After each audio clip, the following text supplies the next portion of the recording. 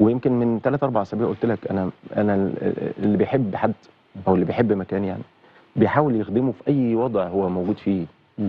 فمش ممكن ابدا مفهوم ليا ممكن اكون انا فاهمه ساعتها بشكل ما، ممكن ما تبقاش هي الحقيقه خالص. ايوه تمام. لكن ظني بالناس هو ظن الخير، لان انا عرفتهم وعاشرتهم وعارف حبهم جدا للمكان. تمام. حبهم للمكان ممكن ما يبقاش في وجود سيد، ما فيش مشكله، او في وجوده ماشي برضو ما فيهاش مشكله. ماشي. 2 في حته الاختلاف ما بيني وما بين الشخص لازم تخرج بالاطار اللي احنا متربيين عليه واللي احنا عشناه وشفناه مع اللي قبل مننا، ده واجب علينا. ماشي. تمام.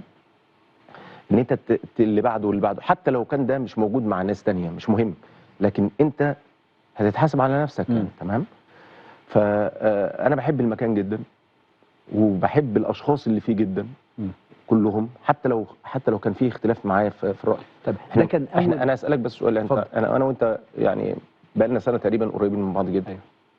بمنتهى الامانه هات لي واحد انت عارف ان انا على خلاف معاه تمام وذميت فيه، اشهد لك يعني لا عمري هقول لك ما ليس فيه، مش ممكن.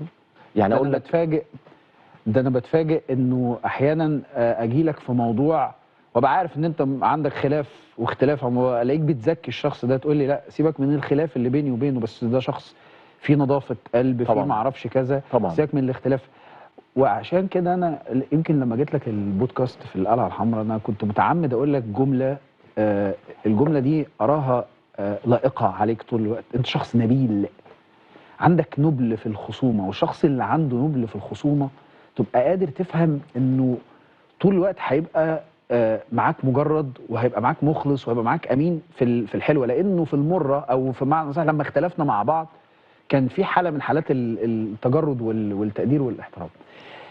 دي اول جلسه تجمع ما بينك وما بين الكابتن محمود الخطيب من ساعه اخر مره انت خرجت فيها من النادي الاهلي. ما بين هذا وذاك ايه اللي اختلف؟ ايه اللي حصل؟ كانت المقابله عامله ازاي؟ شفتها ازاي بقلبك؟ والله بص اكني خرجت امبارح.